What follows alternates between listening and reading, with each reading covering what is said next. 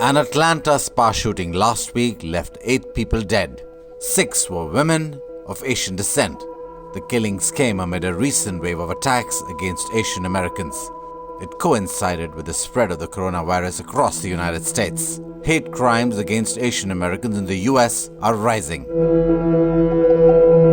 Hundreds of people gathered outside the Georgia state capitol in support of the Asian American community. People were seen wearing masks and waving the American flag with posters that read, "Stop Asian Hate," and "We are not the virus." The gun laws in Georgia are the weakest. Getting a gun is as simple as going to the local market and getting groceries. The pandemic has sparked gun sales and racism against Asians in the United States. Lawmakers are debating to fix this loophole to stop violence in the future. Over the last 1 year, racial incidents of anti-Asian hate crimes are much higher. Thousands of cases have been reported, including both physical and verbal abuse. What has triggered this rise? Activists and advocates say that Wuhan, being the epicenter of the virus, has put the Asians on the receiving end of this racism. Frustrated by the pandemic, the Americans are blaming Asians for the spread of the virus.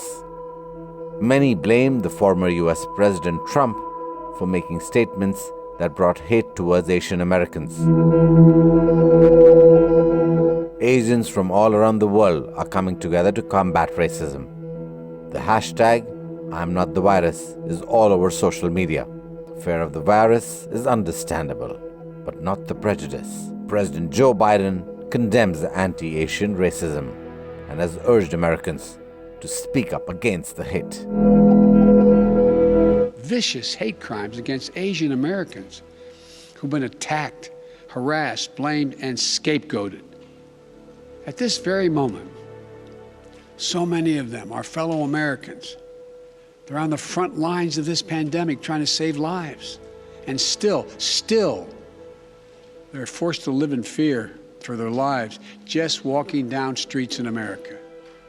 It's wrong, it's un-American, and it must stop. Bureau Report, Democracy News Live, New Delhi. Good evening, I'm Rohit Gandhi and you're watching Democracy News Live show, It Matters. Welcome to our show. Today we're going to focus on the issue of rising anti-Asian American hate crimes in the United States. These hate crimes are rising across the country since the start of COVID-19 pandemic. Asians are being blamed for the spread of the virus. Crime rates have spiked to its highest level in over a decade. Local law enforcement is taking notice of it too. For example, in New York, Hate Crime Task Force investigated 27 incidents in 2020, a 9-fold increase from the previous year, from March to May 2020. Over 800 COVID-related hate crimes were reported from 34 counties in the state of California, where 15% of the population is Asian American. But the government, it's not as if it's sitting back and letting it all happen. California lawmakers allocated $1.4 million in state funds to expand data collection, advocacy initiatives, and resources for victims. And the idea for us to do the show today is to kind of begin talking about what's really happening here. Why are people, why are there more hate crimes today? Why and what kind of hate crimes exist, whether it's verbal abuse, whether it's physical violence, and sometimes, even people, like older people, are shoved to the ground and thrown. So what we are seeing is an extremely degenerate state. Joining us for the show is Eileen Cabiling. She's a filmmaker in the United States of America. Alan Ma, he's an associate consultant, and Jenny Kubo. She's a filmmaker in the United States as well, and I work closely with Jenny, so I know her personally. But let me start this with Eileen. Eileen, has racism always existed in the United States, or is this for the first time that we are seeing signs of it? Oh gosh, yeah, racism against Asians has existed for forever. I mean, I think, coming into the country as Asians, way back, like Filipinos in Hawaii, were always considered second-class citizens, and Chinese, and I think there's just been throughout history very clear racist um, actions against Asians. There was the Exclusion Act, I believe that was in 1882, where the U.S. government created an act where they wouldn't allow Chinese people into the country for like 10 years. And I think also Chinese immigrants were not for 10 years able to naturalize. And that was in the 1800s. And since then, there's been many, many events. I think it's existed from the very beginning. I don't think when my parents came in the late 60s, you couldn't intermarry until I think 1967. Asians with it's funny, sometimes we don't hear about it at all until issues like these crop up. Let me bring in Alan here. Alan, have you seen, you've grown up in the United States as well, it seems. Do you see there is an increase in hate crimes in the last 2 years? I definitely see not only an increase in hate crimes, I feel like it's also just gotten more to the surface. I feel like, just as Eileen touched up on before, it's been brewing for a long time now. We have a long history. But I think an important factor to note here is that while Asians experience a different kind of racism with a lot of other minority groups, I feel like oftentimes Asians have, whether consciously or unconsciously, felt pressure to, how do I put it, like to internalize the racism they feel, to almost feel like they could have it worse, or to kind of brush it under the rug, to keep their head down, and all in the element of promoting harmony, or to get along, and to be pleasant, as we are also considered the model minority. So with these pressures at work, we really don't really want to speak out. I feel like the actual act of speaking out has actually been something relatively new that I feel like it's something, if anything, it's good to see the heightened racial awareness in the Asian community, especially with this new generation. I feel like we are now less of a language barrier because we kind of on the shoulders of our parents. We definitely have more of a voice. We're definitely more in the know about all the nuances of the new society that parents perhaps were not as familiar with. So moving forward, that's something definitely I just want to put out there as unique dynamics in the Asian American experience. So the Asian American community is very diverse, obviously, people from different parts of the world. Let me bring in Jenny here. Jenny, your background's Japanese. Is there, when people are racist, do they distinguish between different communities, whether it's Chinese, whether it's Filipino, Indonesian, Japanese? Do you see that distinction there, or is the hate across the board? Rohit, that's an interesting question. I think, historically in this country, there are so many different waves of Asian American immigrants coming. Some have been here, as Eileen said, since the 1880s, since the 1860s, even, laying the groundwork to the original immigrants came to work in the gold mines or, set up the railroad. And it was, they experienced racism, the Chinese community, through the Chinese Exclusion Act, and no one was allowed to come here, and it was overt racism. People weren't allowed to date, interracially or marry or own property or work or anything like that. I think, over the decades, there was a diverse community of Asians of all stripes and all races, and they might not have anything in common, whether you're Japanese or Filipino or Chinese or any other kind of Asian. Everyone comes from everywhere, and some have been here for multiple generations, third generation, and others are new immigrants. But when it comes to periods of strife, and whether it's an uncertain time in the economy, or this time in the case of the coronavirus, people, the haters don't discriminate between the different ethnic backgrounds. And this happened in the 1980s. You probably remember when there was a lot of economic instability in Detroit, during the Japanese car communities coming in and taking over. There was a threat of, jobs being taken away. So they attacked a Chinese American man thinking he was Japanese, and, he was killed for it.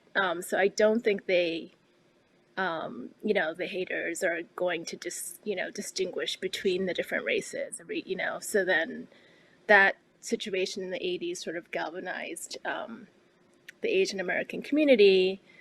And I think now, people are starting to come together as well, whether it's in entertainment or Hollywood or, people working in all different industries realize it's an issue that needs to be talked about and confronted.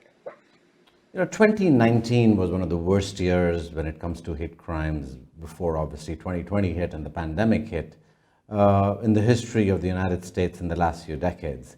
One of the reasons a lot of people have, kind of focused on 2019 as well is because of former US President Trump being so overtly racist, if you want to call him that.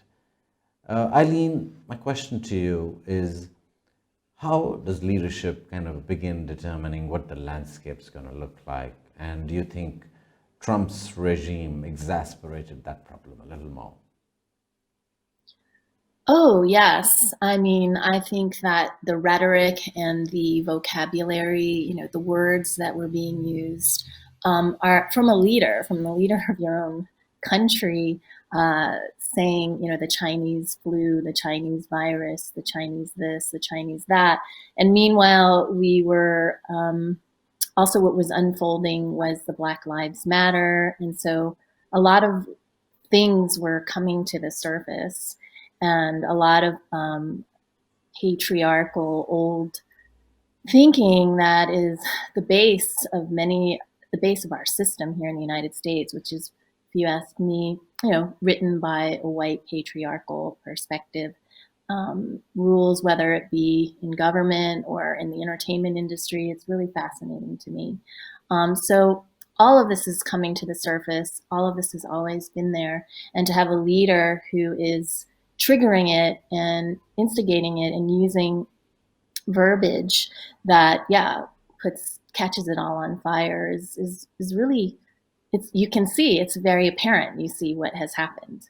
And in a way, it's interesting that it's all coming to the surface now. And in a way, it's pretty amazing, like this idea or what is happening with Asians coming out and speaking up too, which I think has been very revolutionary in a way, and very cathartic, I think, for the United States this time. And also seeing the Black Lives Matter movement, which is huge, this shift in perspective. So it's interesting that we had a president who was very triggering with his words and bringing out all sorts of racism that has always existed to the surface, like popping a pimple or something, right?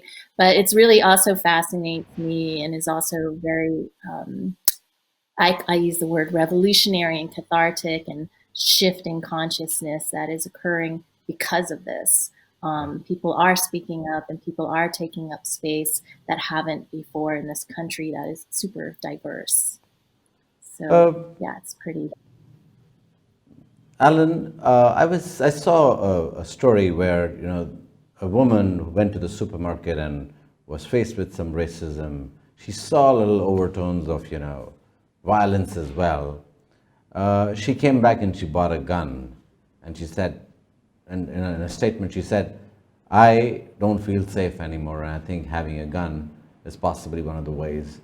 Do you feel threatened, and do other Asian Americans feel threatened today, especially in areas and counties where racism is rising?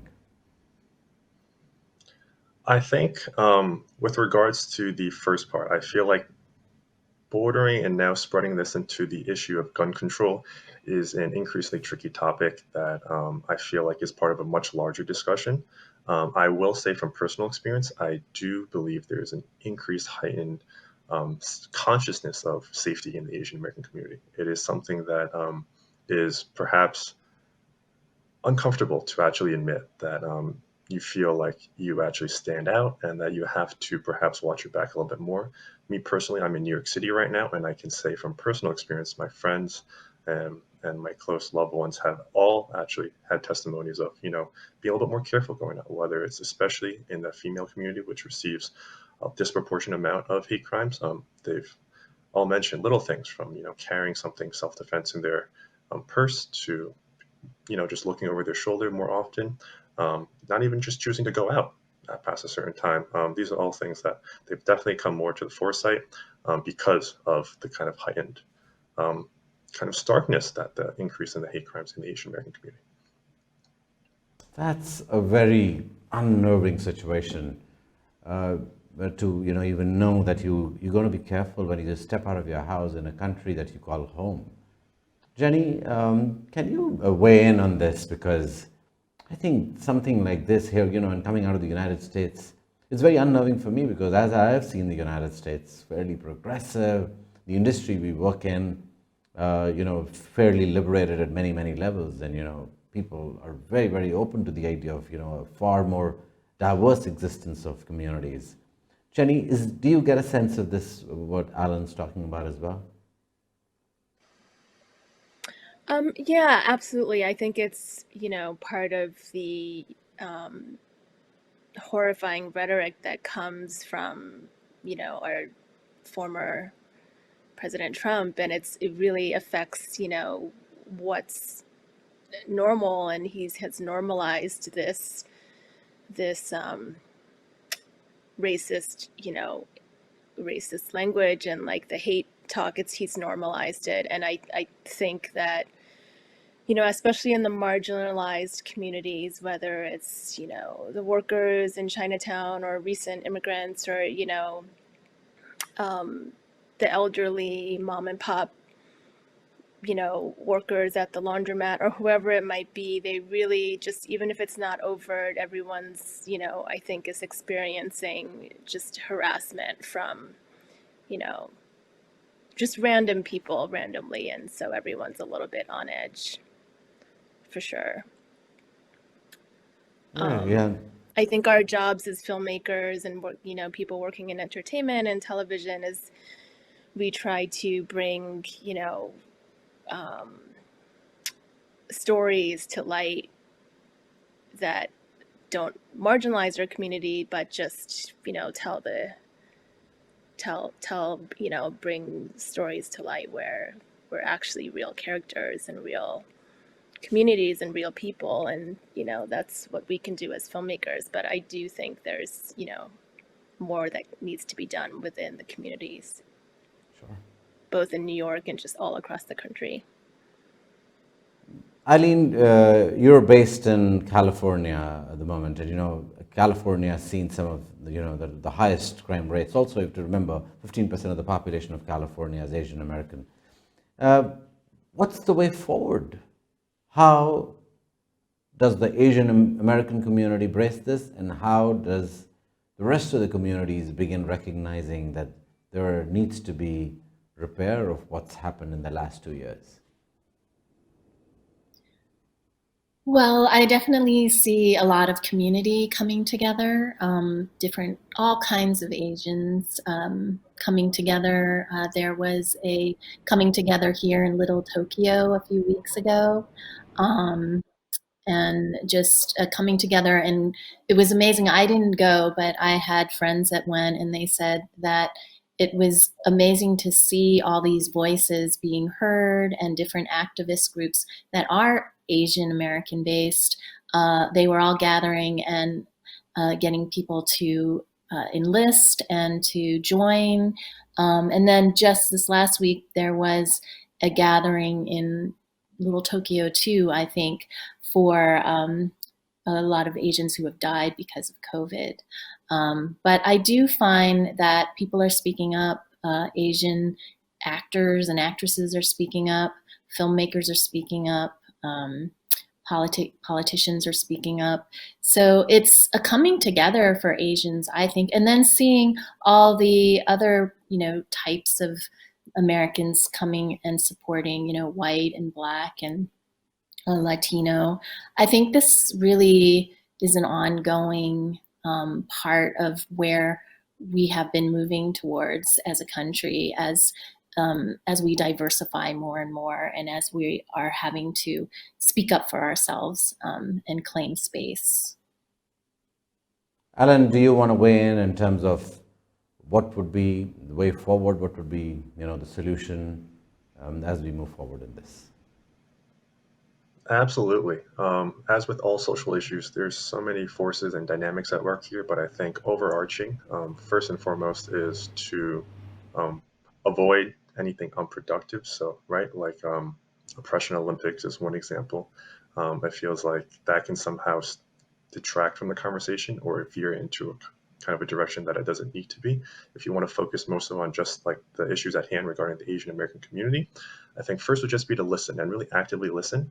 We all have our unique experiences, and it can be uncomfortable to listen because these are a lot of things that are new coming to light that have previously perhaps not been at the surface. And second is to kind of be willing to go in with an open mind and accept feedback.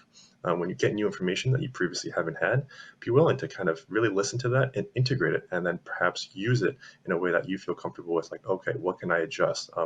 And maybe even getting feedback from the people you're listening to. And then finally, as to a certain degree, holding the people around you, your community, accountable.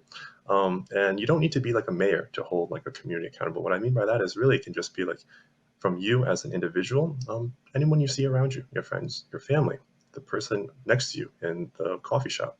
If you see something that you now realize is perhaps problematic or anti-Asian or anything to be honest with any social issue, speak up because it's part of your kind of now increased awareness and to kind of have an impact on your own sphere around you. So I feel like that's my general ideas moving forward. Sure. Jenny, I think what we've seen is that a lot of issues, whether it was Black Lives Matter, whether there was, I remember, even the Sikhs faced a lot of backlash because of their turbans when we were going through the years of the Taliban. People were, thinking that the Sikhs were like the Taliban in Afghanistan. So how does a smaller community push back? How does a smaller community protect itself when it comes down to racism? I think it's just, everyone has to band together and just, whether you're, South Indian or Sikh or, East Asian, any sort of Asian or, any sort of marginalized community or minority community, we have to band together. And, as Alan said, if you see something, say something, do something, and help, reach out to your neighbors and friends and your coworkers who, you might not work with anyone who looks like Asian like you, but just, have the conversation and reach out. And we might not all be, famous politicians or actresses where you may feel like you don't have a voice, but, if you speak out and talk about it with the community and with your colleagues and neighbors, I think that's a good starting point. Standing up. People may not be aware. Standing up and speaking up, just Yeah. your voice, you may think doesn't matter, but it does. And thank you for speaking up, Jenny, Alan, Eileen. I really appreciate it that you, in spite of it being a very late hour for you, you decided to talk to me this morning, India my time. Thanks very much. And I think the United States is a fairly progressive country. It kind of understands what living in a melting pot is with across different communities. But like all places in the world, racism, discrimination it's not devoid of that. So time for the United States to look back inside when it begins telling the rest of the world about how to conduct itself. It's time to see the mirror and see how to conduct itself. So thanks for watching. Good night and good luck.